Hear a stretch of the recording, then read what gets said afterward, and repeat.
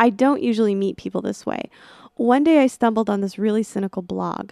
The guy who wrote it seemed so bleak and funny that on a whim, I emailed him and asked if he'd like to get a drink. I got her note and I looked her up on MySpace. Her pictures were blurry, but she was 22 and, I thought that was kind of hot. We got to the bar and started with the getting to know you stuff. I told him how I'd just gone to this talk where David Foster Wallace and Rick Moody had talked about how fiction writers these days don't often write about real political... I was thinking to myself, yeah, she goes to Berkeley all right.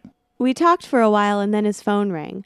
I'd had a few drinks and figured it was another girl. It was my mom, but I kind of wanted her to think it was another girl.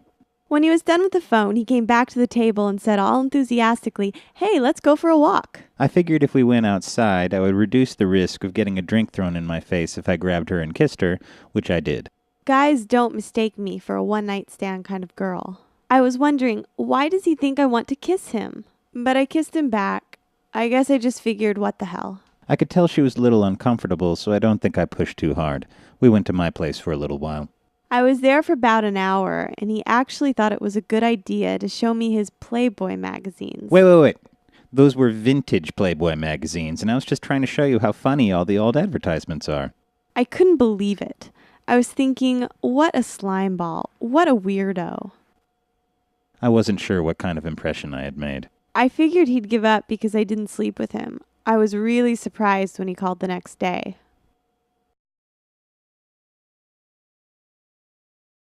I think we dated for about a month. I think we had sex for about a month. I started to like her more than I expected to, but there was some kind of barrier in the way, and I could never figure out what it was. Every time I'd really start to like and feel comfortable with him, he'd say something, not about me, but about someone else, that struck me as overly harsh and judgmental. I didn't want him to judge me that way. I liked that she had such a sharp bullshit detector, but I sure hated it when she used it on me. I couldn't do anything cool without her calling me on it.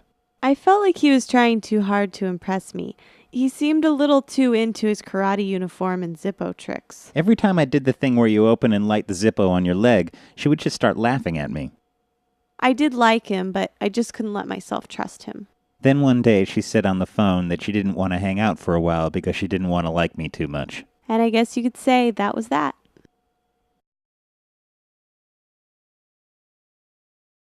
I wanted to see how he was doing, so I emailed him. I don't remember what I said, but I did my best to sound friendly and happy. I was glad to hear from her. I wrote back, and I did my best to sound smug and arrogant. Why were you being such a dick? It goes like this. My friend Sean always got more girls than I did, and I was just trying to say cocky, aloof things the way that he does. I would never, never, never date your friend Sean. It's actually very nice to hear you say that. Thank you. You're welcome. Anyway, being a dick didn't seem to work on her, but I'd just gotten this basket at the thrift store, and so I asked her if she wanted to go on a picnic. When's anyone else gonna ask me on a picnic? So we sat on the edge of this big lake, and we talked like we hadn't talked before. He confessed his love of Dragnet. She said she'd always wanted to be like Agent 99 on Get Smart. We drank a bottle of wine. And then we went back to her place. We didn't sleep together, but we did fall asleep.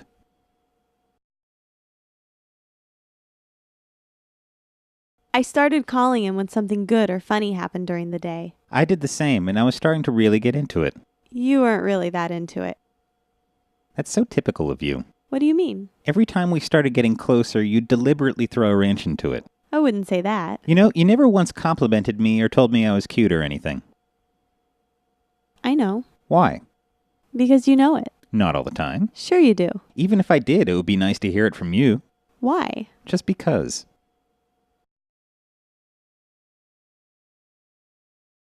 She was out of town for a few weeks, and she called me to say that she really missed me. He said he couldn't wait for me to get home. We hadn't talked about if we were dating or not, but I was planning to bring it up. He was always telling me that I meant a lot to him. She would always say that she loved talking to me. He said I was one of the smartest people he knew. Then she told me I reminded her of a great literary character. Dostoevsky's The Idiot.